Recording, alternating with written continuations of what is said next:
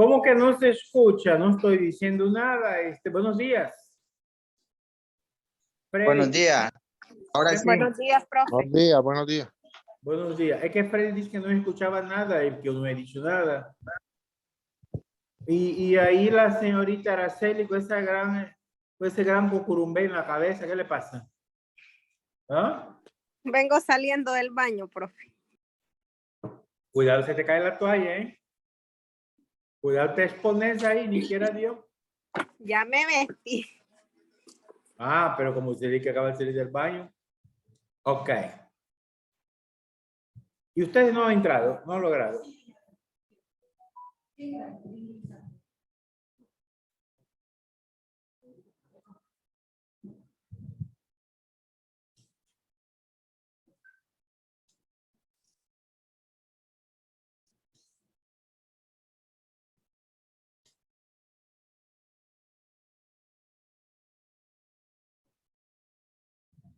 Buenos días, profesor. Buenos días, Iliet.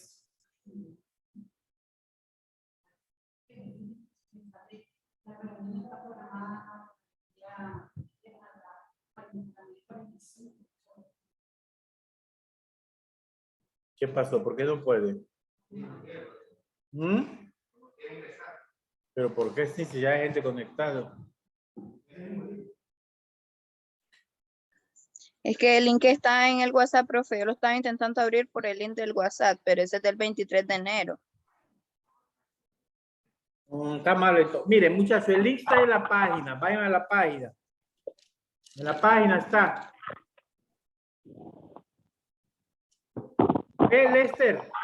Lester. Lester Vega. Dígame. Hazme un favor. Ajá. Sin tu tufa de cigarro. Deja de fumar.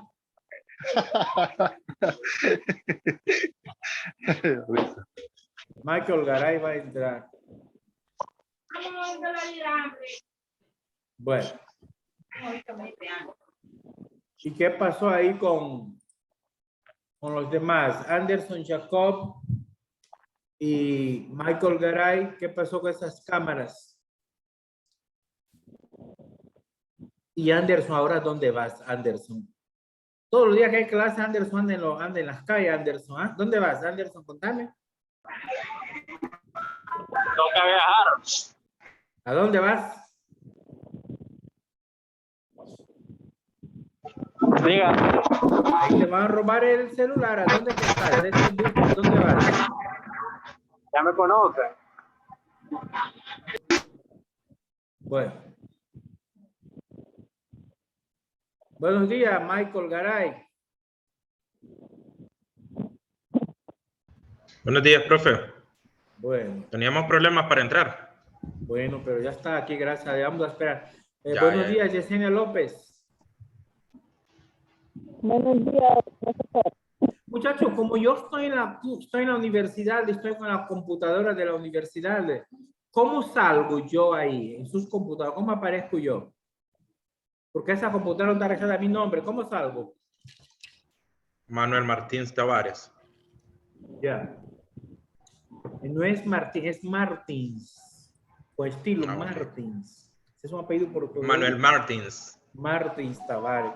Ese es el apellido de mi mamá. Y con el acento gringo, profe. No, nada que haciendo gringo. Eso me cae mal. No. Nada que haciendo gringo. Esos imperialistas, enemigos de la humanidad, me cae mal. No. Oye, este profe se va a ganar su casa solidaria. ¿Y ahí? ¿Y qué tiene? Profe. ¿Qué tiene? Bueno. Vos sos Wilson, ¿verdad? ¿Cómo se llama él?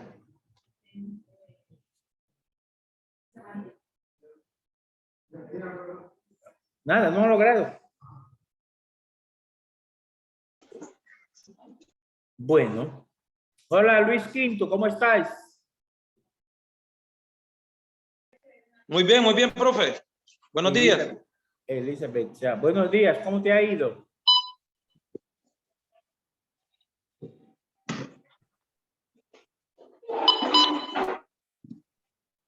Bien, hermano. Apaga tu micrófono, Luis.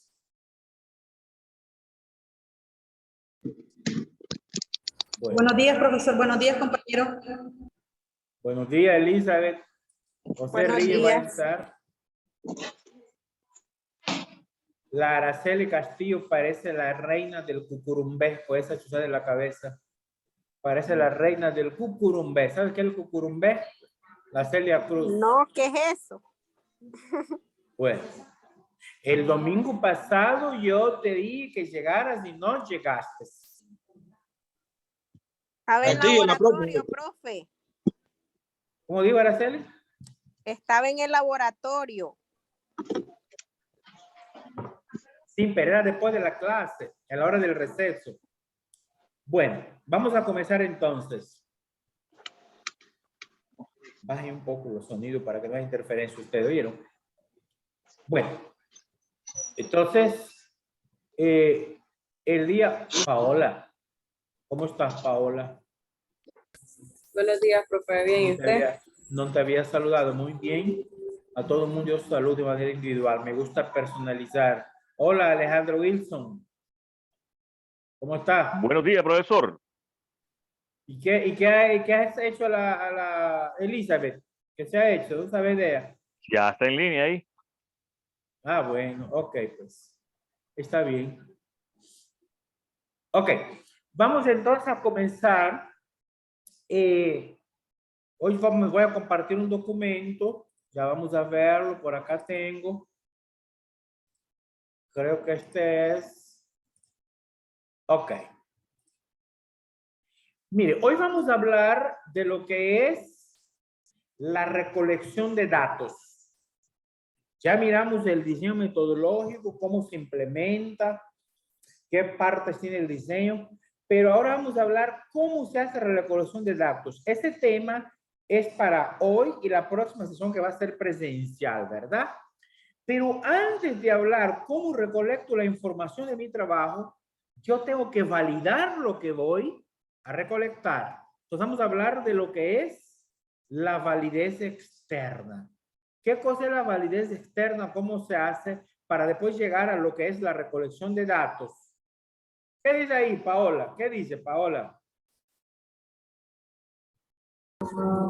La validez externa. ¿Qué es la validez externa? La validez externa es la posibilidad de generalizar los resultados de un experimento a situaciones no experimentales, así como a otras personas y poblaciones.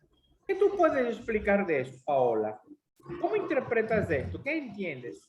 Lo que acabas de leer.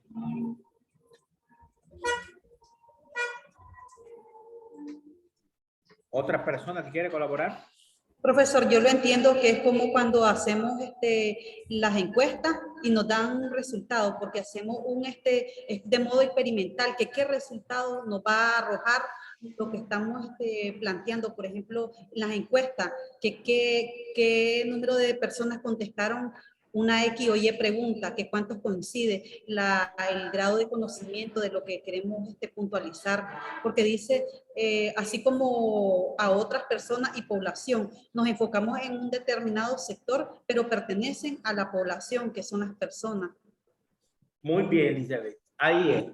Es decir, dicho en otras palabras, lo que dice Elizabeth es la posibilidad de que el resultado que tú hagas de un experimento, poder aplicar en otra situación, o si no experimento, ¿verdad? Siendo una situación experimental, aplicar a otro entorno. Es decir, que el trabajo que usted va a hacer, la investigación que usted va a hacer, se puede aplicar a entornos diferentes. Eso sería la validez externa. La validez Sería estandarizarlo. Más o menos sería aplicar a otro entorno. Puede ser estandarizar. Nada más que la palabra estandarizar tiene una connotación muy cuadrada, ¿verdad? Estándares son que hay parámetros preestablecidos, pero aquí sería un poco más flexible, ¿verdad? Bueno, Okay. Pero en este caso puede ser un sinónimo. Bien, ok. Ahora, así como hay fuentes de validación, también hay fuentes de invalidación. Vamos a ver como 10, 12 por ahí. Fuentes que te pueden invalidar el trabajo. Mire, aquí tenemos las tres primeras. Vamos a hacer énfasis en la última, la décima. Esta vamos a pasar rápido, pero me interesa la número 10, ¿verdad? Pero aquí tenemos tres fuentes que pueden invalidar el trabajo. La primera es el efecto reactivo de intervención de las pruebas. La segunda, efecto de interacción entre los errores y la selección del tratamiento experimental. Y la tercera, efecto reactivo de los tratamientos experimentales. ¿Qué dice la primera? Iliet, ¿qué dice la primera? ¿Qué dice? Efecto reactivo o de intervención de las pruebas. Cuando Dale, dale. una prueba aumenta o disminuye la sensibilidad o la calidad de la reacción de los participantes, los resultados no pueden generalizarse a quienes forman parte de esa población. Muchas gracias. Campbell y Stanley. Muchas gracias. Es el primero, ¿verdad? El efecto reactivo de intervención de las pruebas. Es decir, cuando usted hace un trabajo y la calidad de ese trabajo, lo que usted encuentra, si usted no puede generalizar esto, pues ahí hay una dificultad tremenda, por cierto. Bien. Lo segundo, Lester, ¿qué dice ahí, Lester Vega? Selección de personas con una o varias características que hagan que el tratamiento experimental produzca un efecto que no se daría si las personas no tuvieran esas características específicas. Muy bien. Y ahí nomás la tercera. ¿Tiene relación, Lester? La tercera. Ya voy. Dice, la artificialidad de las condiciones pueden hacer que el contexto experimental no luzca genuino en comparación con la manera en regularmente se vive el tratamiento. Ok. Hasta ahí. Fíjense bien, esos dos casos nos hablan que cuando usted selecciona personas, individuos que tienen características en común para un tratamiento experimental, el efecto que esas personas van a tener depende de las características que tengan. Es decir, si no tiene las características específicas que usted quiere seleccionar, no te puede dar resultado. Y el tercero habla de la artificialidad. ¿Qué cosa es artificialidad? Cuando usted hace un experimento, dice ahí que pueden hacer la artificialidad que el contexto experimental no luzca genuino. Es decir, cuando hablamos de un experimento, siempre una situación artificial o natural. Entonces, el experimentador o la persona que investiga tiene que, ahí dice, ingeniárselas para que los sujetos no se olviden que están en experimento y no se sientan observados. Bueno, ok. Ahí tenemos otras fuentes que pueden invalidar el trabajo, la interferencia de tratamientos múltiples, imposibilidades de replicar los tratamientos, descripciones insuficientes del tratamiento. Eso por sí solo habla. Y ahí viene una explicación, esto me interesa. Sigue con el efecto de novedad de interrupción. Miremos el 8.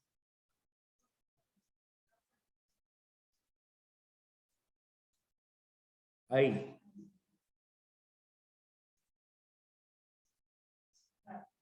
Ok. Entonces, ahí yo quiero que miremos el número 8.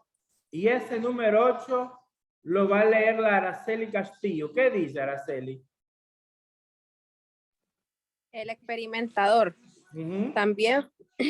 también fue de invalidación interna. También fue. Esto se puede dar si el tratamiento solamente tenga efecto con la intervención del experimentador. A ver, ¿quién sería el experimentador en el trabajo de ustedes? Nosotros. Correcto. Nosotros. Ustedes. Y fíjense bien, el investigador o el experimentador también puede ser una fuente que invalida su mismo trabajo. Y eso se puede dar si el tratamiento solamente tenga efecto con la intervención del experimentador.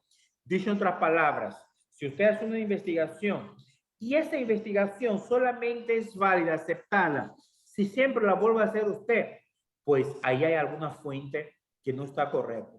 Por una investigación bien hecha, y esa es lo bueno de la investigación, tiene que ser de tal forma que se puede dejar y otros investigadores pueden seguir esa investigación con el tiempo, otro experimentador. Profesor. Puntualizando con lo que usted quiso dar a entender en el momento para que llegue a una conclusión más lógica y más acertada. Así Profesor. mismo. Sí, dime. Buen punto ese que está diciendo que tiene que ver la mano del experimentador y puede ser una fuente invalidante. Porque, como usted dice, por ejemplo, si H2O es agua conmigo, H2O tiene que ser con José María, con Elizabeth, siempre me tiene que dar el mismo resultado. O sea, tiene que ser la misma fórmula. Porque Claro. si solo da resultado conmigo, yo no estoy dando toda la información correcta o no tengo un proceso del 1 al 10 o de la A a la Z de manera estandarizada que los demás sigan para que les dé el mismo resultado que a mí me da. Mire, yo les voy a poner un ejemplo que estaba leyendo hace poco.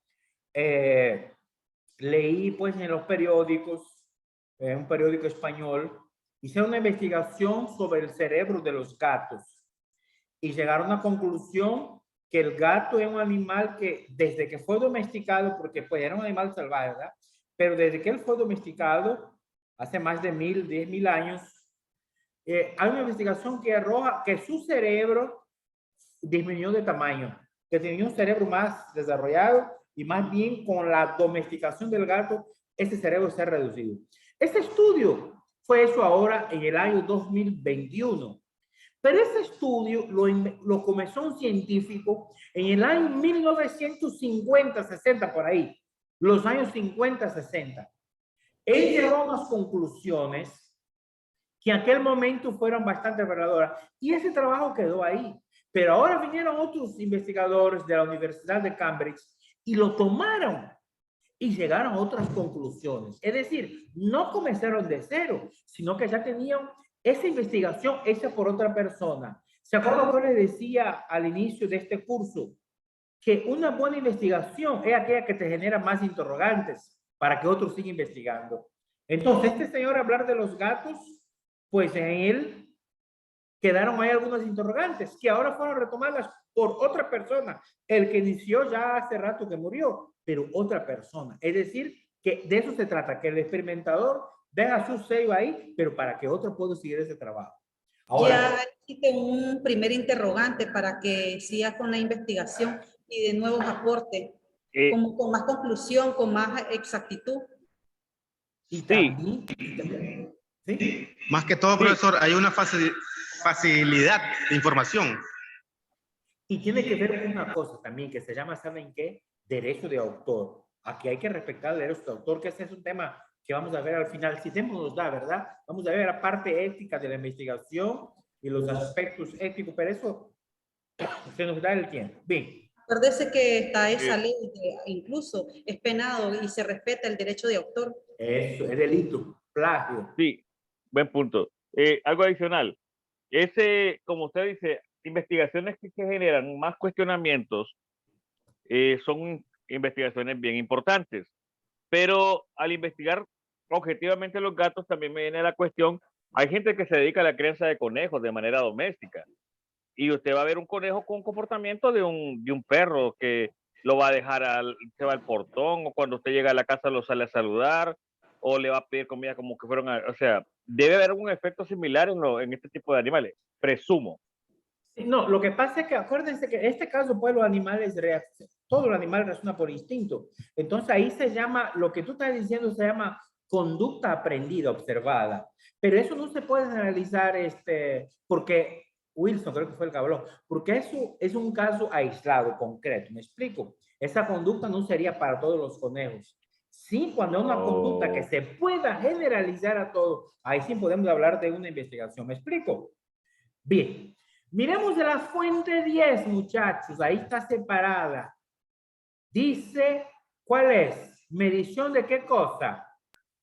De la variable dependiente. De la variable dependiente. Eso. A esas alturas, todo el mundo debe tener en su trabajo planteado las variables dependientes. A ver, ¿qué me dice? ¿Qué cosa es la variable dependiente? ¿Qué es la variable dependiente? La variable que depende- dependiente es todas que aquella están- que genera es la causalidad de nuestro problema. Ajá. La que genera la idea, el motivo de la investigación para buscar una posible solución. Y o debe un tener esa tratamiento. característica que sea medible. La variable dependiente es aquella que cuando usted manipula te va a tener efectos sobre la variable independiente. ¿Se acuerdan que habíamos visto causa y efecto? Yo le expliqué. Yo pregunto, ¿cómo yo puedo medir esa variable? ¿Qué debo hacer para que medir mi variable? ¿Qué puedo hacer? Cuando nos enfocamos a una población determinada, a un número de la población, no sé si estoy... Pero, ¿qué le hacemos a la variable? A ver, ¿se acuerdan un cuadro que yo les pedí que hiciéramos? ¿Qué va de ese cuadro? Cuando yo les puse el tema, objetivos, planteamiento del problema, ¿qué debe llevar ese cuadro? Que apague el micrófono. Muchachos, los indicadores. El indicador me va a dar la salida para poder medir la variable. ¿Se acuerdan que habíamos dicho variables dependientes? Los indicadores con sus criterios. Esos criterios le van a dar cabida a que se pueda medir la variable. ¿Quién me quiere ayudar con la lectura ahí, por favor? Si un experimento utiliza un instrumento específico para recolectar datos, otros estudios deberán ser evaluados con el mismo instrumento, uno equivalente para poder comparar cómodamente los resultados. Hasta ahí. Analicemos este primero. Dice que cuando un experimento tiene un instrumento específico de recolección de datos, otros estudios pueden ser evaluados con el mismo instrumento. Es decir, es la medición del instrumento. Entonces, eso, si mi instrumento puede servir a otro trabajo, eso me valida. La segunda, ¿qué dice? Los grupos que poseamos deben ser lo más parecidos posibles a quienes se les desea generalizar y repetir el experimento varias veces con diferentes grupos. Sigue. El contexto experimental debe ser lo más similar al contexto a generalizar. El experimentador debe reforzar para que quienes participen no sientan que se está experimentando con ellos. Ok, chicos y chicas, aquí es muy importante esa parte. Fíjense que cuando uno hace un grupo para un experimento, ese grupo debe ser un grupo homogéneo con características similares. Les voy a dar un ejemplo sencillo. Tú no puedes hacer, por ejemplo, una encuesta a un grupo focal o qué sé yo, una mesa redonda. Si vas a hacer un trabajo, no puedes, por ejemplo, en este grupo, tener una persona con alto nivel académico y tener una persona, por ejemplo, que sea analfabeta. Va a ser un grupo totalmente diferente, no va a ser homogéneo, va a ser heterogéneo. Primer lugar. Y segundo lugar, que los grupos, dice ahí, deben ser los más parecidos y que se puedan generalizar para repetir el experimento en diferentes grupos. Y el contexto en que se hace el experimento debe ser lo más cercano posible a la realidad. Y miren, muchachos, el último es importantísimo. Eso tiene que ver con la experiencia del encuestador. Miren, yo el sábado pasado fui jurado de una monografía de una muchacha de farmacia que egresó. Muy buen trabajo hizo la muchacha. Habló del efecto de un fármaco, los efectos secundarios de un fármaco ahí de los clientes de una farmacia en Tipitapa. Y ella trabajó como con 50 personas en su universo, ¿verdad? Entonces, al final yo le pregunté a ella, mire, este resultado de su trabajo de investigación, ¿usted le dio a conocer a las personas con que trabajó en la farmacia en cuestión? No, me decía ella, profesor Tavares, yo solo hice la encuesta, después no lo volví a ver. Eso es malo, muchachos, porque las personas se sienten utilizadas. Se recomienda que cuando usted hace un trabajo de investigación, el resultado de ese trabajo, así como usted se sentó con la persona a encuestar, a preguntar, a indagar, eso mismo tú debes hacer cuando ya tienes tu resultado, para que la persona no se sienta como que fuera una cobaya, un objeto de laboratorio, una rata de laboratorio, sino que sea partícipe del trabajo. Entonces los expertos recomiendan que lo que usted encuentra, sea bueno o sea malo, analizar con las personas que usted encuestó, sentarlo y decir, mire, usted, ese trabajo, este o ese resultado, y dar recomendaciones. ¿Esto para qué? Para que las personas no se sientan que están siendo utilizadas. Dice, este solo me sacó la información. Y eso, vamos a ver más adelante en la recolección de datos, que si usted no genera un clima de confianza, la gente no te va a contestar lo que usted quiere escuchar. No te va a dar ninguna información. Bien. Dan una respuesta no acertada. Correcto. Y eso a la hora de hacer los datos estadísticos van a variar Claro. desde el punto de vista de la realidad, porque no queremos una mentira, sino que sean lo más sinceros. Claro. Ok. Vamos con lo que se llama ahora los contextos de los experimentos. Un experimento puede ser en el laboratorio o en el campo, ¿verdad? En el laboratorio ahí está que la varianza o el efecto, ¿verdad? Las posibles variables independientes que tienen influencia sin pertenecer al programa de investigación se mantiene reducido el efecto al mínimo.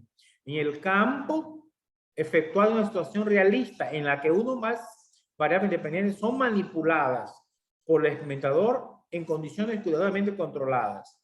Vamos a ver ejemplos. Diferencia esencial, dice ahí. Dice que lo es el realismo, el grado de ambientación natural con que se llevan a cabo los experimentos. Entonces, ejemplos. Al presentar un video, como en el laboratorio, tú creas las condiciones específicas, ¿verdad? Para ver, por ejemplo, usted ve a condición de tal manera que se aísle el ruido externo, temperatura adecuada, etcétera, etcétera. Para evitar distractores. Es un laboratorio. En el campo, como el ambiente cotidiano, ambiente normal. Entonces, ver el video sobre las casas o en el cine. Eso va a ser la principal diferencia entre los contextos de experimentación. Es decir, puede experimentar en un laboratorio y puede experimentar en el campo. Normalmente en la área de ciencias sociales, humanísticas, la experimentación se hace en el campo y la ciencia exacta en el laboratorio. Aquí hay algunas críticas a esto, ¿verdad? Por ejemplo, se habla que los planes de laboratorio generalmente logran un control más riguroso que los del campo. Esas son críticas que se hacen. Hay algunas críticas, ¿verdad? Pero también hay gente que defiende eso, ¿verdad? Ahí tenemos, eso es parte teórica. Esta parte, pues, ustedes van a leer después, ¿verdad? Esas son la gente que defiende eso. Ok. Esta parte vamos a dejarla ahí. Esa es una comparación. Entonces, vamos. Ya me está avisando del tiempo. Vamos a ver lo que es la recolección de datos. Es lo que me interesa. ¿Qué implica la etapa de recolección de datos? ¿Qué dice ahí? ¿Qué dice ahí? Una vez que seleccionamos el diseño de investigación apropiado y la muestra adecuada, probabilística o no probabilística, de acuerdo con nuestro problema de estudio e hipótesis. Si es que se establecieron, la siguiente etapa consiste en recolectar los datos pertinentes sobre los atributos, conceptos, cualidades o variables de los participantes, casos, sucesos, comunidades u objetos involucrados en la investigación. Muchas gracias. Figúrense. Aquí dice, nosotros estamos en esa etapa, ¿verdad? De elaborar el diseño de nuestra investigación. Cuando tú ya tienes el diseño terminado, ¿ahora qué sigue? Tú vas a tomar una muestra, ya sea probabilística o no probabilística, ya eso depende del trabajo, ¿verdad? De acuerdo con nuestro problema. Por eso ahí le recalqué, hay que tener claro cuál es nuestro problema de investigación, cuál es nuestra hipótesis, si está establecida bien la hipótesis, ¿verdad? Después de todo eso, que nosotros ya lo hicimos, ¿qué es lo que viene? Recolectar datos. Vamos a la recolecta de datos pertinentes. ¿Sobre qué cosa? Los atributos, los conceptos, las cualidades, las variables de los participantes, los casos, los sucesos, comunidades o objetos involucrados en la investigación. Aquí hay que definir algunas cosas. Cuando yo recolecto el dato, ¿qué cosa es el dato? Ahí está claro. Es una elaboración realizada por un investigador, por cual hay otro sujeto presente en el campo de estudio, en la que se recoge la información acerca de la realidad externa o interna y que es utilizada con propósitos indagativos. ¿Qué indagativo? Preguntar. Correcto. Después tenemos que los instrumentos de recolección de datos son los mecanismos que usa el investigador para recolectar y realizar la información. Puede ser formularios, pruebas, test, escala de opinión, etc. Vamos a ver todo eso. Hay las técnicas, que es el conjunto de reglas, procedimientos, ya ese trabajo de terreno, que permite al investigador establecer la relación con el objeto o sujeto de investigación. Y la metodología que te va a orientar a la técnica de recolección de datos. Bien, eso. Ahora fíjense aquí. Recolectar los datos incluye, vamos a ver estos 4 puntos, A, B, C, D. Miremos el A. ¿Qué dice el A? Araceli, ¿qué dice el A?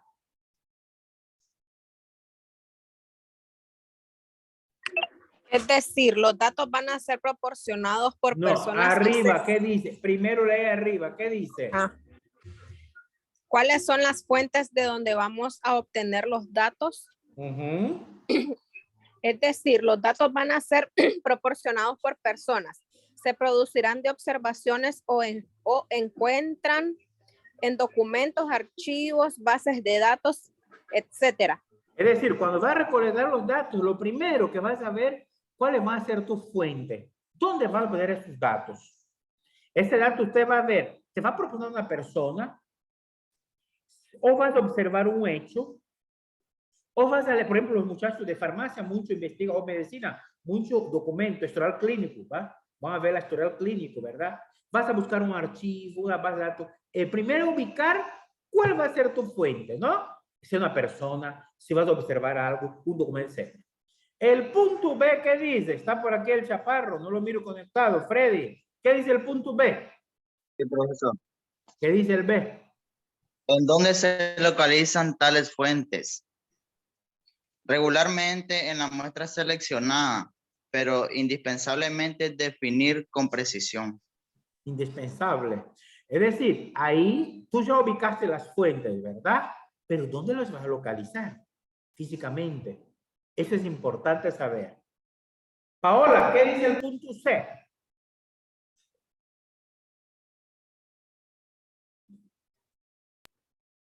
¿A través de qué medio o método vamos a recolectar los datos?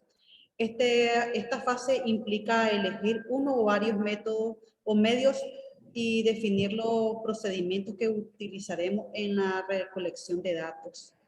Entonces, ¿qué medio o qué método vamos a recolectar los datos? Eso es muy importante y implica elegir no solo uno, sino que varios. Y aquí dice a la derecha, el método o método deben ser confiados, válidos y objetivos.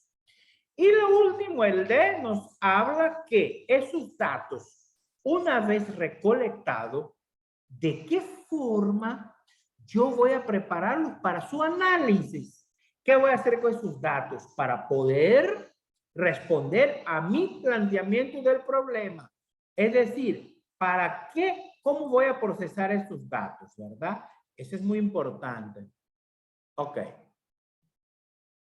Después tenemos, ahí dice, que lo ideal sería que el investigador interanalice el método para que se transforme en un quehacer natural. ¿Qué significa eso? Que debes tener después la destreza de que ese método te sea familiar, natural, para que puedas tener éxito. Para elección del método, las técnicas, los instrumentos, debemos tener en cuenta lo siguiente. Claramente definido qué se busca. Muchachos, usted tiene que saber qué va a buscar. Si usted está vacilante, pues ¿cómo vas a obtener respuestas correctas si usted mismo no sabe lo que quiere? Tener que ser bien determinante, claramente definir lo que quiere.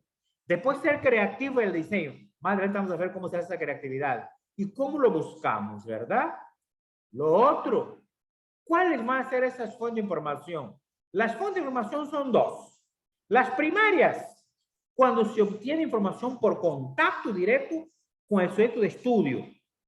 También puede ser una observación de un hecho, un cuestionario o una entrevista. Y las fuentes secundarias, cuando la información tú la obtienes de un documento, no entrevistaste a nadie. Miraste un documento, leíste un documento. Ahí puede ser historial clínico, ¿verdad? Una ficha académica, datos estadísticos diferentes, un censo, una encuesta. Es decir, usted va a un documento y ahí saca la información. Mientras que la primaria, usted contacto directo con las personas. Eso. Bueno, esto ya queda para la próxima sesión de clase, los métodos. Ahí todavía hay mucho que analizar. Ok, Luis Quinto, Eliel, Anderson y Morcina es. La Morcina, toda la videoconferencia no puso la cámara. Bien, mire, sobre esto, yo les voy a subir un pequeño ejercicio de cómo usted puede validar su información. Este va a ser un documento de Word con unas preguntas que ustedes van a contestar de aquí al próximo sábado. Es cómo se hace la validez de la información, ya sea externa o interna. Hay una serie de preguntas que van a contestar y al contestar esas preguntas usted va aterrizando en su trabajo. Eso es un parte acumulativo ya para el tercer parcial. La próxima sesión de clase nos vemos aquí en la universidad de manera presencial el domingo 13, previo al Día del Amor y la Amistad, ¿verdad? Que cae 14. Nosotros vamos a ver el domingo 13. Entonces, traigan chocolates, corazones, caramelos, etcétera. Ok. Mire, hay gente que no ha enviado el trabajo. Yo abrí y hay gente que no lo ha enviado. Yo no puedo ver los trabajos. Bueno, consultas, dudas. No hay. Ninguna, profesor. Bueno, este tema vamos a continuar la próxima sesión de clase con la recolección de datos. No está terminado, ¿verdad? Quedó a medio palo, pero eso les va a dar una sesión. Entonces nos vemos el próximo domingo, si Dios así permita, y pues espero que todos estén bien, en resguardo, y que se cuiden, pues, ¿oyeron? Nos vemos el próximo domingo. Nos vemos. Gracias, profe. Gracias, compañeros. Buenos días. Ah, pues, ¿qué hora todos? Días. Nos vemos, cuídese, profesor.